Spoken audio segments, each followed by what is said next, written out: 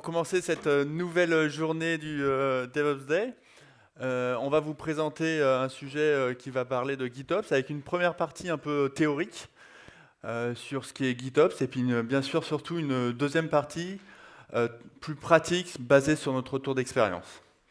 Mais avant de commencer et de plonger dans la présentation, j'aimerais un petit peu savoir qui il y a dans la salle et puis surtout savoir qui fait aujourd'hui du Kubernetes. Qui connaît bien Kubernetes et qui l'utilise? Est-ce que vous pouvez lever la main, qu'on ait une petite idée?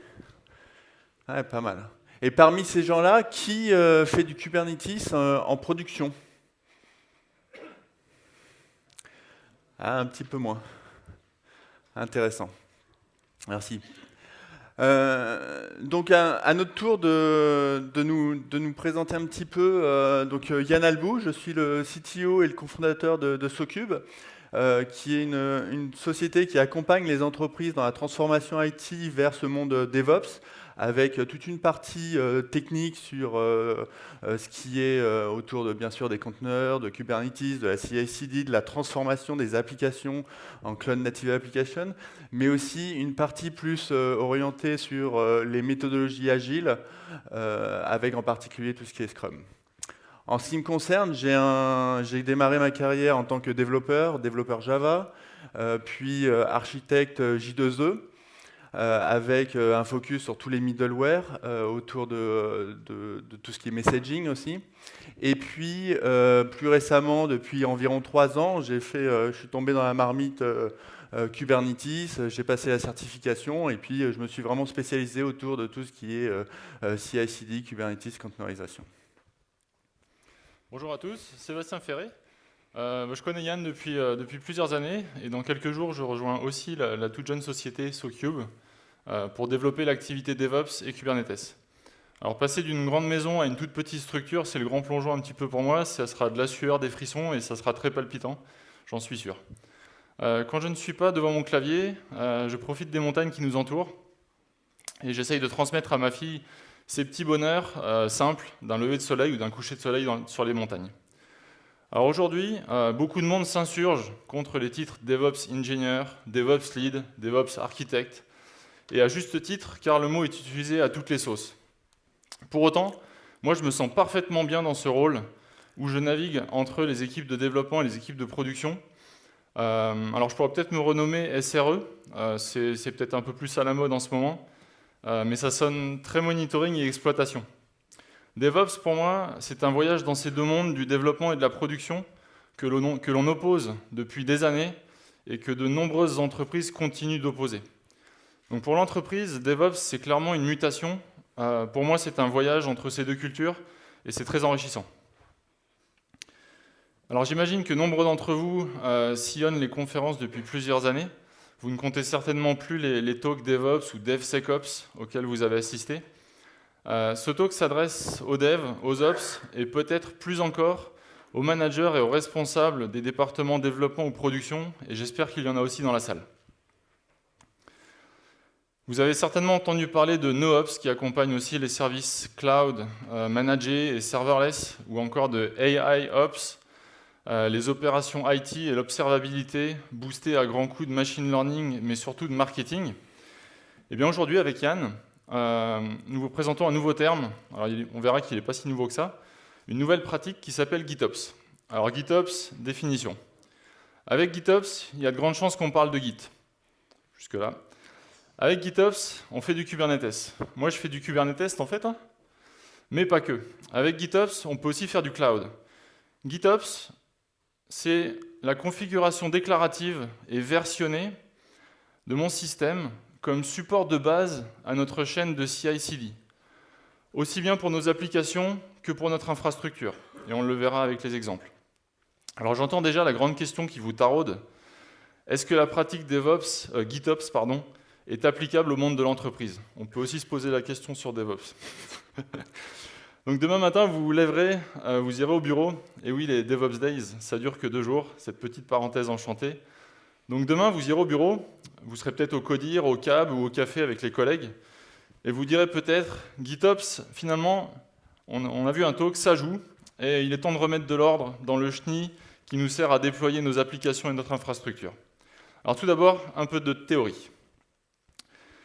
GitOps, c'est un terme présenté pour la première fois en 2017 par Alexis Richardson, qui est CEO de Weaveworks.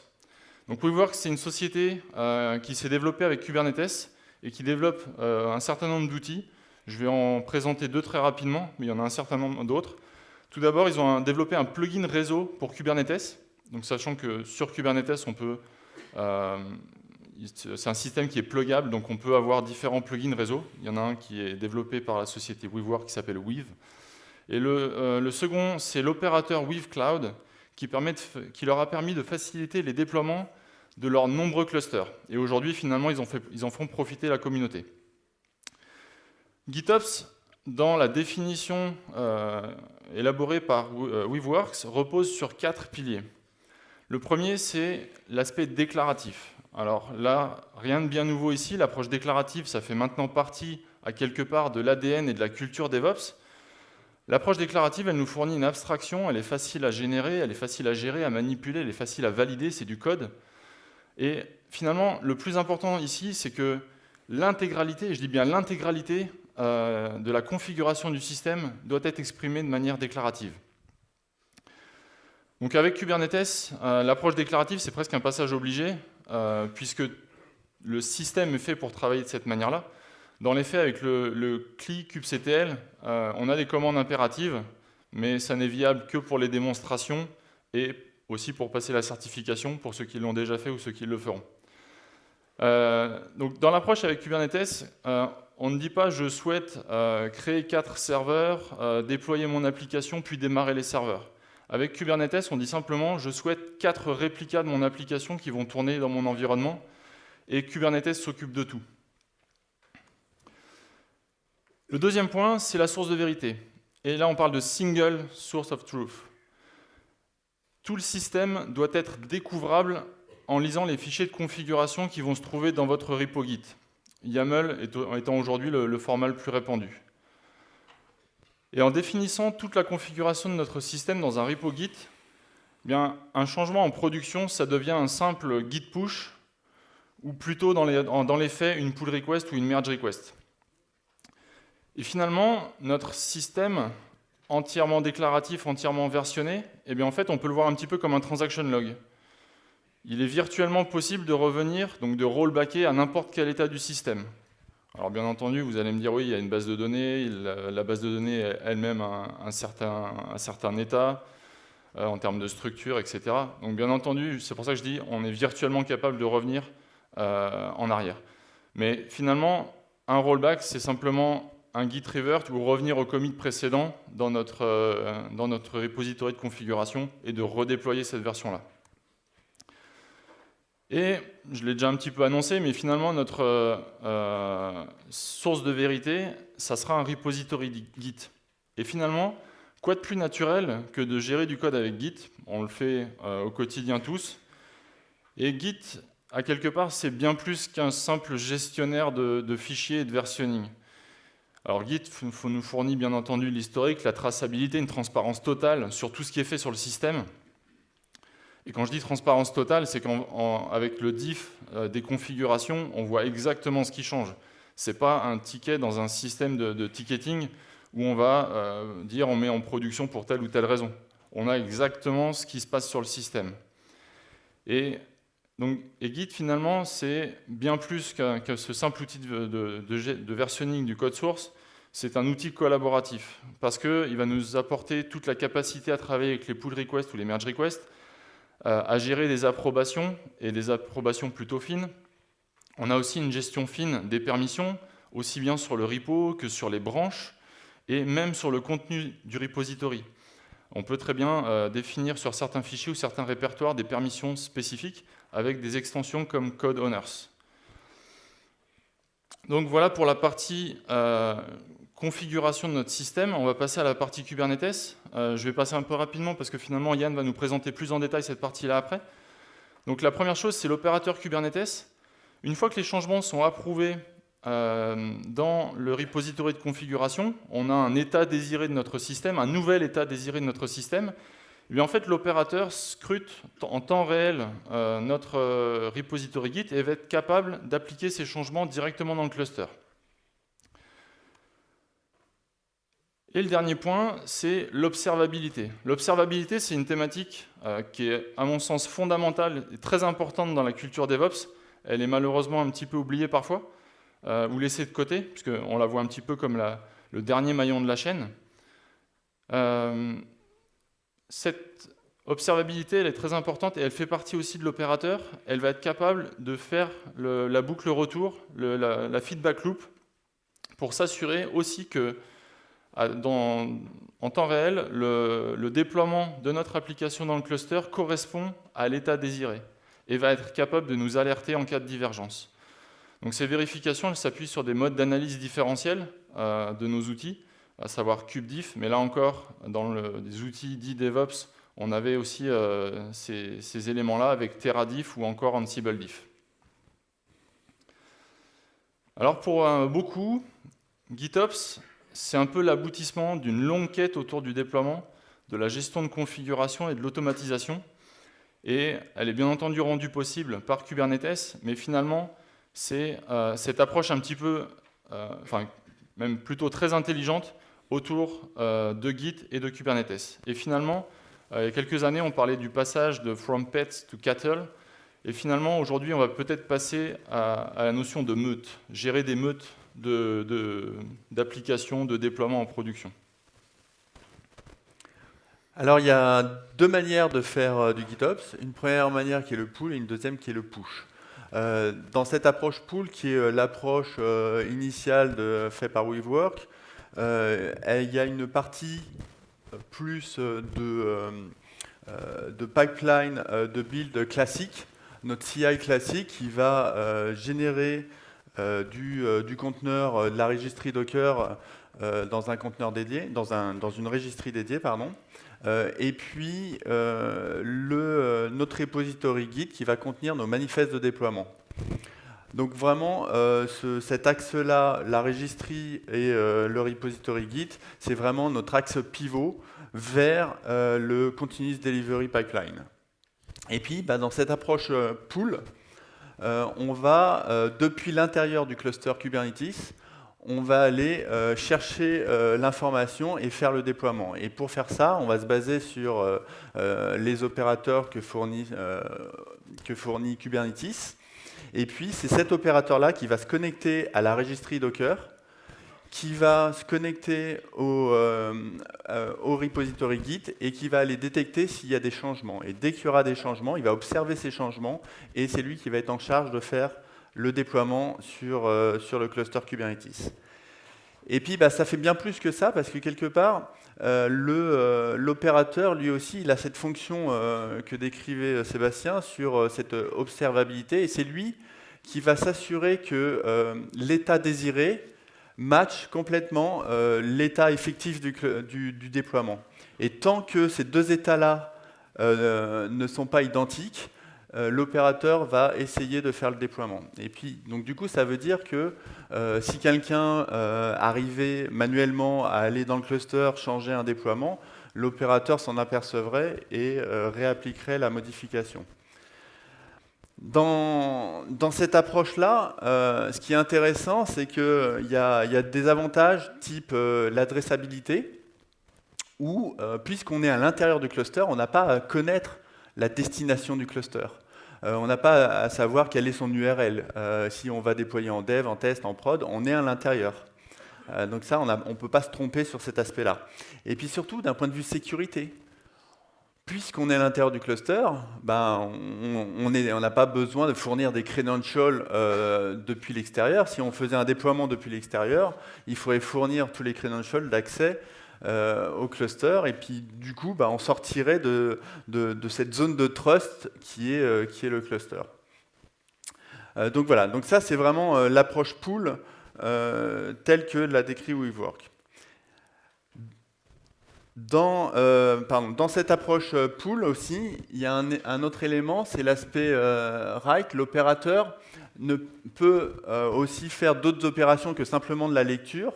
C'est aussi cette capacité qu'il a à écrire dans le repository Git, par exemple, dès qu'il va détecter une nouvelle version du conteneur qui aura été mis dans la registry, qui aura été poussé dans la registry, il pourrait détecter cette nouvelle version et automatiquement lui écrire dans le repository Git cette nouvelle version, plutôt que le développeur fasse cette manipulation à la main et fasse son commit.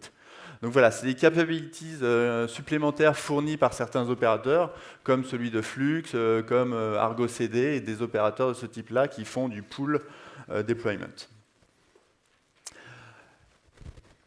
L'autre approche qu'on voit, c'est la partie push. Donc la deuxième manière de faire du GitOps, c'est un push. Ici, dans cette approche-là, la partie CI ne change pas. On a toujours notre pivot avec notre registry Docker et nos manifestes dans un Git qui nous sert de source de vérité. Par contre, on va définir un autre pipeline, c'est notre pipeline de déploiement, qui lui va être à l'extérieur du cluster Kubernetes. Et c'est ce déploiement de pipeline qui va targeter les différents clusters Kubernetes et qui va décider de faire les déploiements basés sur des mises à jour du repo Git. Alors, cette approche-là aussi, elle est intéressante parce qu'elle présente des avantages. Typiquement, c'est le chemin de moins de résistance, c'est ce qu'on voit souvent dans les entreprises aujourd'hui. C'est vraiment quelque chose qui est naturel, c'est le pipeline qu'on a tous fait à un moment donné dans nos entreprises pour faire non seulement de la partie build, puis ensuite la partie déploiement. Donc c'est quelque chose de naturel. On n'a pas à changer beaucoup de choses pour se mettre dans ce mode-là. Et puis l'autre avantage aussi, c'est que toute notre entreprise n'est pas dans un monde Kubernetes. Et donc le fait de pouvoir manipuler ça de l'extérieur nous permet aussi bien de faire des déploiements dans Kubernetes que des déploiements sur d'autres choses extérieures. On reverra ce point-là un petit peu plus tard. Voilà. Mais par contre, les inconvénients de cette approche-là, c'est un petit peu ce que je disais juste avant, c'est que on va se retrouver à devoir cibler le bon cluster et puis à devoir fournir des credentials depuis l'extérieur. Donc c'est pas forcément un énorme problème, mais parce qu'on sait faire ça de manière sécurisée, mais quelque part, on sort quand même de la zone de trust. Et puis au final, c'est quand même une approche GitOps qui répond à l'ensemble des critères. On a cette approche déclarative avec les manifestes dans le repository Git. On a cette source de vérité avec Git. Par contre, on n'a pas l'aspect opérateur. On n'a pas cet aspect d'observabilité natif de l'opérateur qui va comparer l'état effectif et l'état désiré et qui va matcher les deux. Par contre, on a d'autres moyens de faire de l'observabilité là-dessus en se basant sur ce que fournit nativement Kubernetes, avec Prometheus, avec l'Alert Manager, qui va pouvoir remonter des alertes. On va pouvoir aussi utiliser des outils type kubediff, comme disait Sébastien tout à l'heure, qui vont nous permettre de détecter les changements et la divergence sur notre cluster. Voilà. Et puis finalement, avec GitOps, on va pouvoir aussi amener d'autres notions. Cette notion de multi-applications ou deux applications vont pouvoir concourir au même déploiement. Elles vont pouvoir faire partie du même repo de conf. De la même manière, on va pouvoir être dans un mode multi-environnement à travers Git qui va nous amener le système de branches. À travers ces branches, on va pouvoir avoir des branches type développement, test, production. Et puis, basé sur ces branches-là, on va pouvoir déployer dans les différents clusters. On va même pouvoir utiliser nos feature branches et avec ces feature branches, déployer même au sein d'un même cluster, dans des namespaces complètement isolés, se servir de cette notion de branche pour pouvoir faire nos déploiements en fonction d'un contexte particulier. Donc vraiment cette approche multi-environnement qui est intéressante. Ce qui est aussi intéressant de noter ici, c'est que finalement, on n'est plus du tout dans une approche linéaire du CI/CD. On est dans une approche où on est bien découplé, où le CI et le CD peuvent se faire en parallèle. Même le CD peut avoir plusieurs branches en parallèle de déploiement. Ok, voilà pour la théorie. Alors, GitOps, dans le monde de l'entreprise, qu'est-ce que ça donne? Déjà, commençons un petit peu par poser le décor. Dans mon data center privé, nous sommes capables de redéployer une application en 10 minutes et en production, s'il vous plaît. Il y a peut-être un petit malaise en fait. On n'est pas totalement DevOps si on déploie une application en 10 minutes. DevOps, c'est bien, enfin vous le savez tous, c'est bien plus que ça. Et comme je le disais tout à l'heure, j'ai l'impression qu'avec les années qui avancent, il y a de plus en plus de confusion et d'amalgame vis-à-vis de la culture DevOps, mais on retrouve aussi la même chose dans les pratiques agiles. Alors dans les faits, déployer mon service en production, ça nécessite un peu plus de travail, et en particulier si je dois redéployer le service dans son intégralité. Typiquement, je vais provisionner un DNS, une machine virtuelle, une base de données, et puis plus je descends dans les couches, plus je me rapproche des problématiques réseau ou sécurité, et plus ça prend du temps. Et je peux me retrouver avec des lead time de 2-3 jours sur certaines opérations. Donc on a beau être DevOps dans les entreprises, tout le monde se dit un peu DevOps, il faut quand même se rendre à l'évidence que le provisioning dans mon data center privé n'a pas grand-chose à voir avec ce qu'on peut faire dans Kubernetes ou chez un provider cloud. Et il y a 10 ou 15 ans, avoir un portail en mode self-service pour provisionner une VM, c'était certainement le nec plus ultra. Aujourd'hui, une VM, c'est une partie infime de tout mon déploiement. Et en fait, tous ces outils qui ont été construits dans le passé avec de bonnes intentions et certainement aussi beaucoup de sueur, aujourd'hui, ils ne sont plus tout à fait adaptés au paradigme de déploiement et au paradigme de nos environnements. Et à quelque part, la plaie de nos organisations, et je l'ai vécu, donc je le parle en connaissance de cause, c'est que tous ces outils et toutes ces pratiques qui sont plus trop adaptés à l'heure actuelle, en fait, ces outils sont défendus avec autant d'énergie, avec autant de verve que l'innovation qui est amenée par ailleurs. Et ce syndrome, vous le connaissez bien, c'est le Corporate Immune System. DevOps, ça bouscule l'entreprise, et GitOps va aussi le faire de la même manière. Donc l'entreprise, malgré tout, elle se transforme. Un message d'espoir, l'entreprise, elle se transforme lentement, mais elle se transforme. Et de plus en plus d'entreprises s'orientent vers le cloud, les technologies de conteneurisation ou encore Kubernetes. Et finalement, avec aujourd'hui la généralisation des approches agiles, on peut faire un test grandeur nature Kubernetes en quelques mois ou en quelques semaines pour faire peut-être un POC, mais en quelques mois pour déployer sa première application en production. Et finalement, ce sera peut-être ça votre premier milestone, votre premier grand milestone. Déployer une application en production. Et pour ça, on va avoir un cluster Kubernetes et un repo Git. Et dans notre repo Git, on va exprimer les différentes ressources Kubernetes. Donc forcément, on a un déploiement qui va exprimer le conteneur qu'on veut déployer, le nombre de réplicas et un certain nombre d'autres éléments. On va avoir des namespaces pour isoler les applications entre elles à l'intérieur du cluster, des rôles et des role bindings pour toute la partie airbag. On va aussi avoir des services ou des routes pour exposer notre service, notre application à l'intérieur ou à l'extérieur du cluster, des persistent volumes, des network policies, des quotas, des limites et bien d'autres ressources. Et toutes ces ressources Kubernetes, elles vont cohabiter dans le même repository. Et en fait, le truc, c'est que la responsabilité, essayez de penser à la responsabilité de ces différents objets aujourd'hui dans votre entreprise. Ces différentes ressources, dans les faits, elles sont réparties dans plusieurs équipes. Et l'entreprise, moi, je la vois un petit peu comme un millefeuille. On vous parle beaucoup de silos. Moi, je préfère l'image du millefeuille, c'est un peu plus gourmand que les silos. On peut remercier d'ailleurs ici Jean-François Piège pour cette très belle interprétation du millefeuille.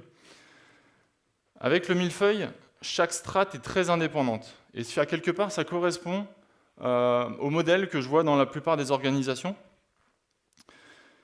où l'infrastructure, base de données, sécurité, monitoring, exploitation, tous ces services-là ont une très forte indépendance.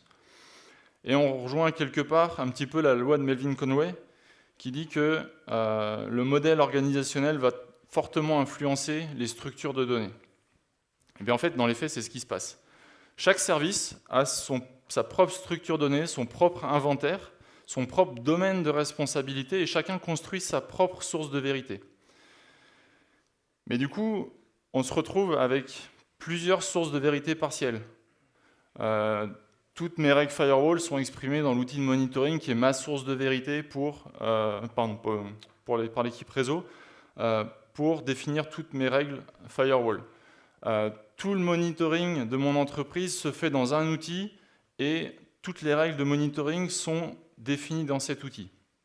Et finalement, est-ce que la souffrance et l'inertie de nos projets IT, elles ne seraient pas grandement liées à ce modèle d'organisation et à l'éparpillement de la connaissance du système d'information? Donc là, je ne suis pas en train de dire qu'il faut éclater toutes ces équipes, les mettre dans des équipes produits, mais il faut certainement, malgré tout, revoir nos structures de données pour aller, par exemple, vers des approches produits. Parce que finalement, quand je suis dans le cloud, je ne me pose pas la question de savoir si j'ai une équipe database, une équipe sécurité, une équipe monitoring. Quand je suis dans le cloud, je vais déployer un produit A et je vais construire avec toutes les informations qui vont me permettre de déployer ce service dans le cloud. Dans Kubernetes, on va faire la même chose. Et finalement, pourquoi dans l'entreprise, on a un modèle différent et on cherche absolument à défendre ce modèle différent? Peut-être que dans nos entreprises, alors il y a certainement un gros travail à faire, dans certains cas, ce qui peut même s'apparenter à de l'archéologie, mais finalement, est-ce que je ne veux pas avoir une vision consistante et cohérente de chacun de mes deux produits? Et ça, on va se rendre compte que c'est clairement un challenge vis-à-vis de GitOps. Trouver une manière, tous ensemble, de collaborer dans un même repo Git. À titre d'exemple, dans mon repo Git et dans mon déploiement Kubernetes, si je rajoute une network policy, je vais certainement vouloir intégrer l'équipe sécurité dans la validation de ma pull request. Alors que sur la plupart des autres changements, je ne vais pas vouloir que l'équipe sécurité intervienne, surtout que ça va plus les déranger qu'autre chose finalement. Alors, il y a un retour d'expérience qu'on a vis-à-vis du pipeline de delivery avec GitOps, c'est celui-là, c'est avec une approche push. Dans cette approche, on a une CI qui est classique. Ici, je ne vais pas descendre en profondeur sur comment il faut faire une CI dans cette approche-là. Elle va produire du conteneur. Cela dit, il y a quand même un certain nombre d'éléments à prendre en compte, puisqu'on va essayer de construire une CI qui est très sécurisée, où on va avoir les best practices en termes de testing, en termes de validité de toute la chaîne. Quand on va construire des images Docker, on ne va pas le faire n'importe comment. On va choisir des images Docker qui, typiquement, quand on va sur le Docker Hub et qu'on va aller choisir des images Docker, la plupart, elles tournent en route. Dans une production un peu sérieuse, ça, on ne va jamais l'autoriser. Donc, il y a tout un tas de listings, de prérequis comme ça à réaliser. De la même manière que la manière de designer une application que je vais qualifier de cloud native application, on va le faire d'une certaine manière pour qu'elle rentre nativement dans ce processus-là. Et donc voilà, donc on va définir, on va utiliser des repositories de Docker type Artifactory, Nexus ou des plus récents comme Quay ou Arbor pour stocker nos images. Et puis on va avoir nos images applicatives qui vont s'appuyer sur des images de base qui vont être fournies à l'ensemble de l'entreprise, à l'ensemble des développeurs, qui vont nous permettre d'y mettre nos standards, nos conventions de sécurité, etc. Une fois qu'on a ces images applicatives, on va vouloir les déployer. Donc on va utiliser ce que nous fournit Kubernetes au travers des manifestes de déploiement pour déployer dans les différents environnements. Pour faire ça, il y a un outil qui est très très bien, qui s'appelle Helm, qui nous permet de facilement, avec des charts Helm, de générer ces manifestes de déploiement et de les déployer. Helm, c'est un outil qui est vraiment très connu. J'imagine que la plupart... Qui connaît Helm? Ok, super. Donc la plupart, quasiment tout le monde connaît Helm. Donc c'est un outil qui est vraiment le vent en poupe, qui est un outil presque un standard de facto, qui fait plus que juste le déploiement. Pour moi, il fait trois choses, Helm. C'est un moteur de templating en Go, c'est un packager, et puis c'est aussi un gestionnaire du cycle de vie de l'application. Il va gérer vos releases, il va gérer éventuellement le rollback, il va faire du versionning. Donc voilà, il va vous permettre de faire tout ça. Et pour autant, dans ce retour d'expérience, on a décidé de ne pas utiliser Helm. Et cela pour plusieurs raisons. Alors on aurait pu citer la sécurité, parce que c'est souvent ce qu'on entend. Alors là je parle de Helm V2, hein, d'accord. On entend souvent que Helm, c'est pas sécure, parce qu'il y a l'élément qui s'appelle Tyler, qui est le composant serveur qui s'occupe de déployer les manifestes dans Kubernetes. Et cet élément-là, effectivement, si on le déploie dans le cluster Kubernetes, lui, il faut lui donner tout un tas de permissions.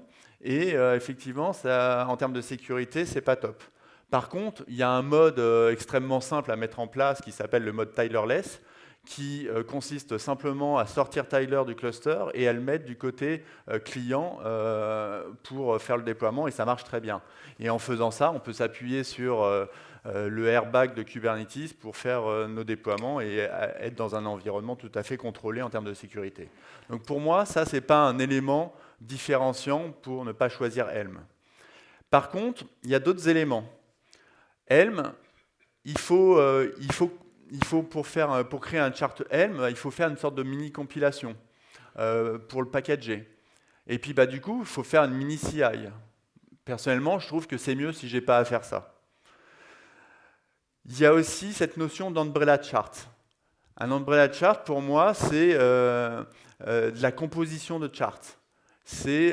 On a des charts de base qui nous permettent de définir typiquement ma base de données, mon Spring Boot, mon Angular, etc. Mes différentes technologies, ça va être mes briques de base, mes charts de base.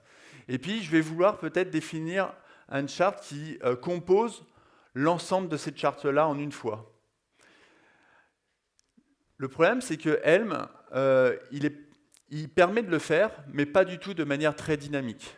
C'est très statique la manière dont il propose ça, et dès qu'on rajoute des choses type multitenant, où on va déployer plusieurs fois la même application dans plein de contextes différents, c'est encore moins adapté. L'autre point, c'est que on est dans une entreprise où, on le sait tous, Kubernetes c'est hype, c'est cool. Par contre, je ne connais pas d'entreprises qui sont full Kubernetes aujourd'hui sur toute leur stack. Ça n'existe pas encore, sauf si on est une très jeune entreprise peut-être.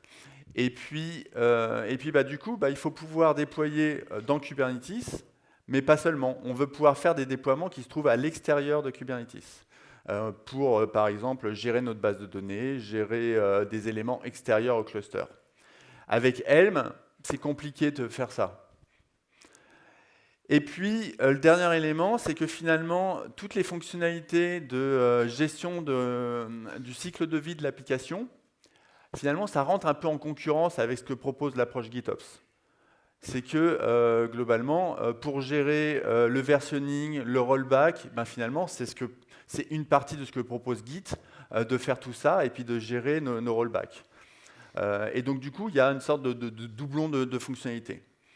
Et donc, dans cette approche-là, et pour ces raisons-là, on a décidé de plutôt utiliser Ansible.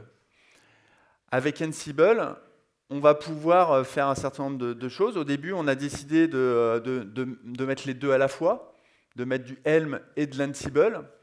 Et puis au final, on s'est dit, mais finalement, est-ce que ça fait vraiment du sens d'avoir deux moteurs de templating, un en Go et puis un en Jinja 2 pour la partie Ansible? Est-ce que le fait de gérer deux produits, de les faire évoluer en même temps, est-ce que finalement ça fait vraiment du sens? Au final, on a décidé de garder que l'approche Ansible. Encore une fois, ça c'était pour quand on était avec du Helm 2. Peut-être qu'avec Helm 3, on reverrait complètement notre copie là-dessus. Il faudrait revalider un certain nombre de points. Voilà, je ne dis pas que c'est la seule approche qui existe. Encore une fois, ça a été une approche à un moment donné. En tout cas, avec Ansible, on a nativement des modules Kubernetes qui nous permettent de déployer dans le cluster nos applications. Ces modules-là nous permettent de facilement traquer quel est le statut des pods, de savoir si je suis bien dans l'état désiré ou pas à un moment donné. Mais avec Ansible, on va aussi pouvoir faire nativement plein d'autres choses. On va pouvoir adresser notre Mongo. DB, notre base Postgres. On va pouvoir adresser notre partie plutôt VMware. Toute cette partie-là dans laquelle il faut qu'on s'intègre à un moment donné pour pouvoir provisionner nos machines, provisionner un cluster Kubernetes carrément. Voilà, se connecter à des modules extérieurs type ADFS, LDAP, etc. Donc voilà, avec Ansible, on va pouvoir gérer l'ensemble du besoin de l'entreprise. Et puis au final, on va donc, à la place des charts Helm, on va définir des templates Kubernetes. Ces templates Ansible pour Kubernetes, on va les créer pour chacune de nos technologies de l'entreprise. Donc voici un panel. Et puis on va le faire pour essayer de standardiser un certain nombre d'éléments. Et puis là, il y a deux approches un petit peu. Il y a soit on définit des templates et puis on masque une certaine complexité vis-à-vis du développeur. Et puis souvent, il y a une réticence vis-à-vis de ça. Nos développeurs, généralement, ils n'aiment pas beaucoup qu'on leur masque tout ce qu'on va faire. Et puis de l'autre côté, il y a l'approche où on dit aux développeurs, tu écris tous tes YAML et c'est toi qui fais tout le déploiement. Je pense qu'il faut trouver un compromis entre les deux, parce que d'un côté, on va vouloir quand même enforcer un certain nombre de règles de l'entreprise. On va vouloir mettre des éléments de sécurité. Typiquement, si on veut, et on va vouloir forcément le faire, mettre du SSL partout, mettre nos certificats en place sur les stacks Spring Boot, Angular, etc. Il y a des manières de le faire. Et pour faire ça, si on demande à chaque développeur de réaliser ces actions-là, il y a de fortes chances que ça ne se passe pas très bien, parce que sur l'ensemble de l'entreprise, il y aura forcément des erreurs, des manières de faire qui fait que ça ne s'intègre pas nativement dans notre production, etc. Donc, le mode templating fait vraiment du sens ici, et fournir des templates de base pour faire tout ça, ça peut être intéressant. Alors, il faut trouver un compromis qui fait qu'on ne masque pas trop la complexité. On va écrire des templates qui font qu'on se rapproche très, très fortement du modèle natif Kubernetes. Voilà, donc c'est vraiment un compromis à trouver pour y apporter tous ces défauts-là. Et puis une fois qu'on a ces templates de base, on va pouvoir définir notre manifeste applicatif. Alors ce que je vais appeler manifeste applicatif ici, c'est plutôt la description d'un système applicatif. C'est de décrire pas simplement une application, par exemple notre back, en Spring Boot par exemple, mais c'est de définir un front, un back, une base de données et plein d'autres choses éventuellement. Et puis on va avoir un tout cohérent. On va rassembler l'information de l'ensemble du système applicatif. Et puis dans cette partie-là, on va juste overrider les parties qui nous intéressent. Donc on va overrider par exemple le tag qui correspond à la version de notre version du conteneur Kubernetes, pardon. Et puis un élément important ici, c'est que pour réaliser ça, ça s'appuie sur une fonctionnalité qui est très importante de Kubernetes, qui est la notion d'idempotence. Cette capacité à déployer à faire deux fois la même action sans effet de bord. On va pouvoir déployer deux fois ce manifeste de déploiement sans craindre qu'à la deuxième fois, il y ait un effet de bord ou un nouveau déploiement qui se passe. Ça s'appuie vraiment sur ce que Kubernetes fournit entre l'état désiré, cette notion d'observabilité entre l'état désiré et puis l'état effectif de la plateforme. Donc du coup, on n'a plus peur ici d'appliquer plusieurs fois la même chose, même s'il y a juste un composant qui change dans l'ensemble de ce système applicatif. Et l'autre élément intéressant, et puis c'est vraiment cette notion de millefeuille qui va apparaître ici, c'est que, en fait, ici, on va décrire l'ensemble des besoins de l'application, mais pas juste au niveau applicatif et développement, mais aussi sur l'aspect réseau, sur l'aspect sécurité, sur les aspects d'observabilité et de monitoring. Voilà, on va avoir l'ensemble qui va être décrit à un unique endroit. Et donc, on se retrouve avec notre déploiement qui nous permet, avec notre manifeste de déploiement, qui va nous permettre de targeter l'ensemble des environnements d'intégration à la production. Et puis, il faut déclencher ces déploiements. Ce qu'on a utilisé dans ce cas-là, c'était Ansible Tower, pour pouvoir simplement donner un outil opérationnel à la production et faire en sorte que on puisse, de manière sécurisée, en fournissant du airbag, déployer dans les différents environnements. Donc voilà, ça c'est vraiment une approche. On n'est pas en train de dire que c'est l'approche absolue à prendre aujourd'hui. Par contre, voilà, elle a bien fonctionné et voilà. Et finalement, donc GitOps, on l'a mis en œuvre pour nos déploiements applicatifs. Et en fait, on peut faire du GitOps un peu pour tout. La configuration Artifactory, par exemple, elle est entièrement décrite en configuration as code. Et toutes les registries, les services, les comptes techniques qui permettent d'accéder à la registrie, etc., sont eux aussi définis en infra as code. Et on peut aussi faire la même chose pour nos clusters, finalement.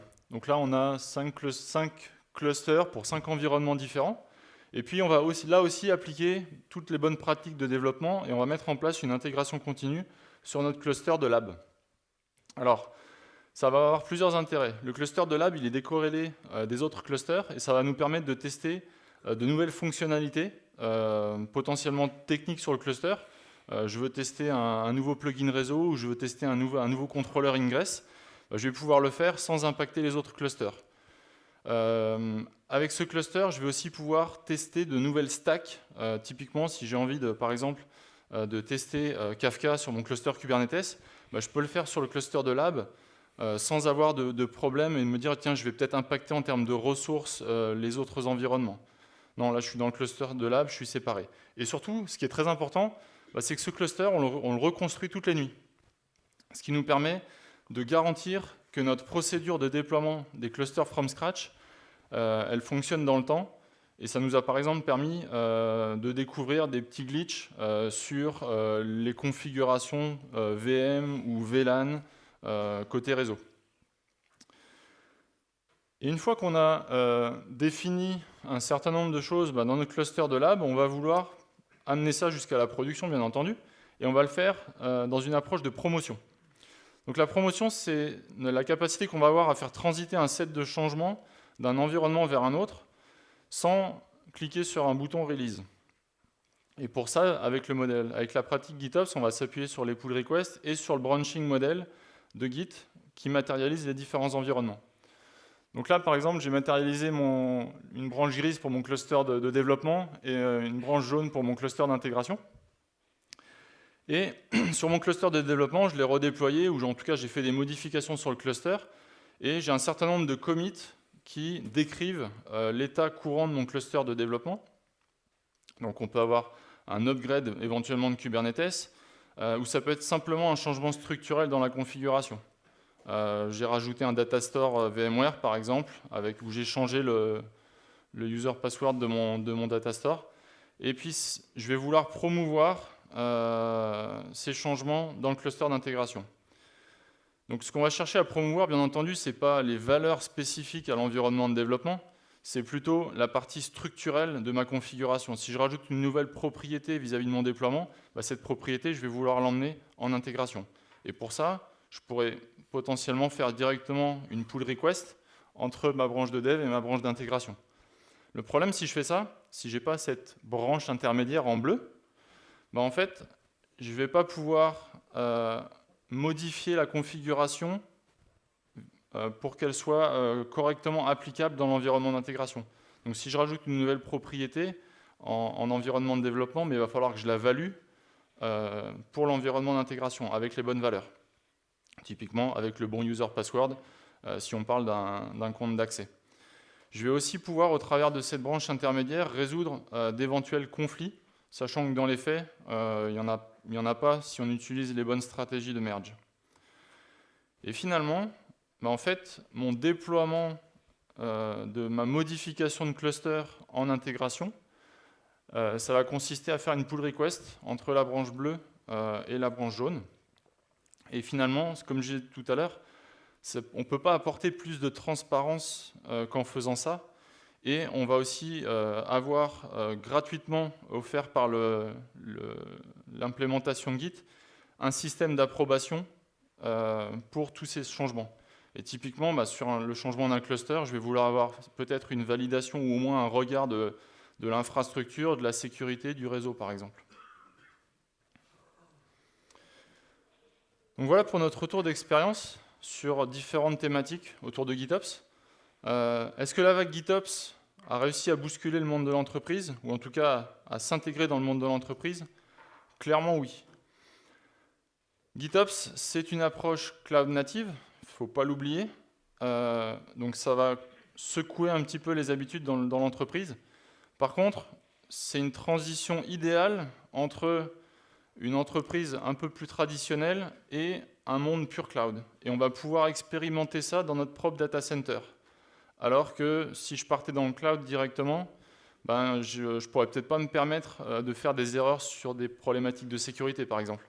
Alors finalement, dans mon data center, j'ai des éléments de sécurité extérieurs qui vont me permettre malgré tout de pouvoir expérimenter. Donc ça fonctionne dans l'entreprise. Ça fait plus d'1 an que nos clusters tournent comme ça en production, aussi bien sur le déploiement des clusters que sur le déploiement des applications. Par contre, dans le monde de l'entreprise, on a certaines limitations. Tout à l'heure, l'approche push versus pull, clairement dans l'entreprise, on souhaite être en maîtrise de quand nos déploiements s'effectuent et de qui va appuyer sur le bouton pour déployer, de manière manuelle ou de manière schedulée, bien entendu. GitOps, ça nécessite aussi une expertise Git. Alors, ça a l'air d'être naturel et de couler de soi quand on en parle comme ça. Mais en fait, dans l'entreprise, et en particulier dans les équipes plus production, en fait, l'expertise Git, elle n'est pas nativement présente. Il faut que ce soit quelque chose qui s'acquiert, même si, dans les faits, ce n'est pas si compliqué que ça. La gestion des branches Git, là, c'est plus un retour par rapport à Ansible Tower. C'est ce qu'on avait peut-être de mieux sous la main à ce moment-là, mais en tout cas, la gestion des branches Git d'Ansible Tower, c'est pas aussi facile que ça. C'est assez statique. Et finalement, dans mon application, si je fais des feature branches et que je veux tester mes feature branches dans les clusters, je ne vais pas réellement pouvoir utiliser Ansible Tower pour faire ça. Et puis, un autre point, là, on a seulement parlé de templating dans le cadre de l'approche GitOps. Moi, je suis très intéressé, et c'est quelque chose que je mets en perspective, par l'approche patching qui est apportée par Kustomize, qui a été intégré nativement dans la distribution Kubernetes dans les toutes dernières versions. Et nous, on était sur des versions un peu plus anciennes. Le patching, ça va consister à définir un set initial de propriétés et l'équipe applicative ou l'équipe de développement, l'équipe DevOps, va simplement venir définir les surcharges sur une version de base, en fait. Et cette approche-là, je pense qu'elle peut être très intéressante. On a bien entendu dû adapter aussi le tooling, donc on parlait d'Argo CD ou de Flux CD. Dans le monde de l'entreprise, voilà, il faut adresser, bien entendu, le monde VMware, le monde des API ou des services tierces qui ne sont pas Kubernetes ou Cloud natif. Et donc, l'approche Ansible, elle fonctionne très très bien. Et puis, un autre truc important, c'est la source de vérité, le fait d'avoir une seule source de vérité, un seul repository Git. Et bien en fait, là, on est sur un élément technologique et à quelque part, il arrive un petit peu comme un enforcer de DevOps. Quand on parle de méthodologie agile ou de pratique de culture DevOps, les entreprises, elles peuvent picorer un petit peu les différents éléments qu'elles souhaitent et puis dire, OK, on a fait ça et ça, on est agile, on est DevOps. Mais en fait, GitOps, là, on rentre dans des éléments techniques et c'est beaucoup moins malléable que la culture. Donc, c'est clairement un des gros challenges, apprendre à travailler tous ensemble dans un repository Git. Donc, on vous a montré une manière, en termes de branching model, de travailler. Il y a vraiment d'autres manières de faire. On peut avoir un repository Git pour chaque environnement, avec des promotions entre repositories. Là, ça va être vraiment à chaque entreprise, à quelque part, enfin même s'il y a des fondamentaux, hein, ça va être à chaque entreprise de trouver son propre processus de release. Mais finalement, j'ai envie de dire, même avec les outils, les autres outils, on a aussi ce type de problématique. Et finalement, la démarche GitOps qu'on a mis en œuvre, elle s'inscrit aussi dans un voyage plus large, un voyage autour de Kubernetes. Et on a un certain nombre de sujets sur lesquels on a aussi planché assez fortement, qui ont donné de bons résultats, et que malheureusement on ne peut pas présenter aujourd'hui. Le premier, c'est sur les registries Docker. Vous allez certainement avoir une registrie privée dans votre entreprise et vous allez devoir d'une manière ou d'une autre adresser la promotion de vos images Docker dans les différentes registries. Donc pour ça, nous on a travaillé avec Artifactory et ça a été relativement facile de mettre ça en œuvre. Et finalement, la promotion des images, ce n'est pas une action à faire en parallèle de la chaîne de déploiement, c'est directement intégré dans le système de CI. Donc si je veux déployer en intégration, en test une image Docker et qu'elle est présente que dans l'environnement d'intégration, en fait le système de déploiement va la promouvoir automatiquement. Donc ça évite, puisque finalement, moi je considère que GitOps nous fournit déjà le système de promotion. Donc finalement, Artifactory ne fait que suivre le mouvement derrière notre repository Git. Le deuxième point, c'est les images qui viennent d'Internet. Je pense que votre security officer ne sera pas du tout content de savoir que n'importe quelle image du Docker Hub peut atterrir sur votre cluster de production. Et pour ça, là aussi, on a mis en place quelque chose avec Artifactory, avec une instance proxy qui nous permet de whitelister les images et de permettre, dans nos clusters d'intégration jusqu'à la production, de déployer uniquement des images qui sont whitelistées. Donc, on parlait tout à l'heure de Mongo ou PostgreSQL. Il y a de fortes chances que ces images-là atterrissent peut-être telles quelles dans votre cluster de production. Pour autant, il ne faut pas empêcher les développeurs d'expérimenter. Ça veut dire que le whitelisting qu'on met en œuvre vis-à-vis du Docker Hub ou d'autres registries comme Quay.io ou Bintray, eh bien en fait, au niveau équipe de développement, il n'y a aucune limitation. Les développeurs peuvent vraiment faire tout ce qu'ils veulent sur le cluster de développement, y compris pusher les images depuis leur poste de développement. Typiquement, je fais un test de Docker build sur mon poste, je veux rapidement tester ça dans Kubernetes, je vais pouvoir pusher sur la registrie de développement depuis mon poste de développement. La chaîne d'intégration continue, elle démarre à partir de l'intégration. Deuxième point, c'est les applications cloud natives. Donc là, on pourrait s'étendre aussi très longuement sur le sujet, ça pourrait donner lieu à une présentation complète. Le but ici, ça ne va pas être forcément de réécrire, parce que quand on parle d'applications cloud natives, souvent on pense refactoring en profondeur de l'application, voire réécriture complète de l'application. Peut-être qu'il faut simplement rendre vos applications cloud compatibles pour qu'elles puissent, malgré tout, s'exprimer dans un monde Kubernetes de la meilleure manière possible.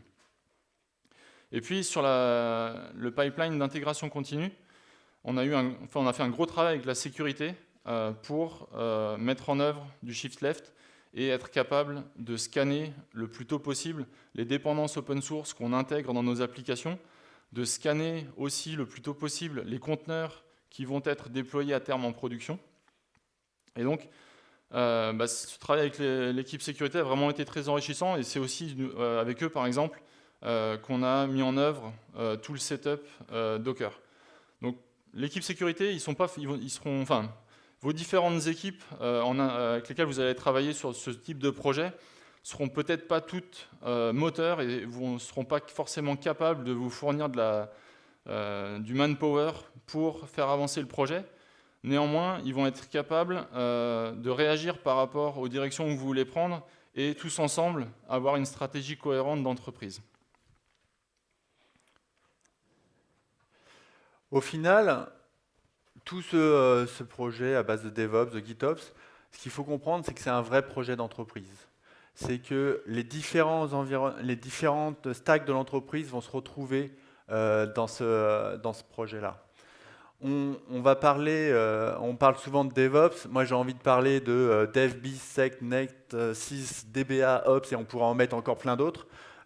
Vraiment, l'idée, c'est vraiment de regrouper l'ensemble des intervenants. Et puis, on a bien vu à travers ces manifestes qu'on vous a montrés, à travers l'histoire de Millefeuille, que l'ensemble des intervenants de l'entreprise ont un rôle à jouer là-dedans pour que ce type de projet réussisse. Souvent, ça fait un petit peu peur, les projets à base de Kubernetes, avec du GitOps, avec une chaîne CI/CD. On voit une montagne.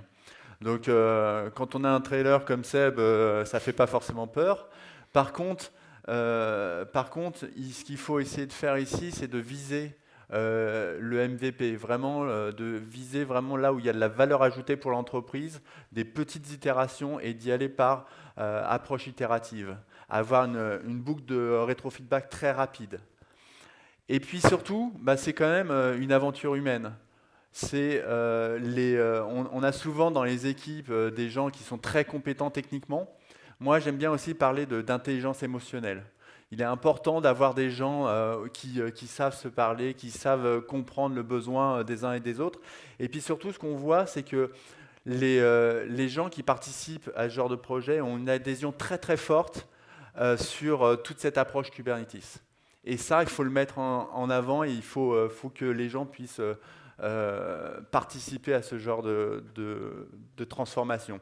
Et effectivement, on est en train de construire le socle de notre transformation IT à travers toutes ces approches-là. Voilà, ça termine notre talk. J'espère que vous avez apprécié. Et puis, on est à disposition si vous avez des questions. Merci beaucoup Sébastien et Yann, super. We have about 2 minutes for questions. 2 minutes pour des questions. Donc voilà la première. Je vais venir avec le micro.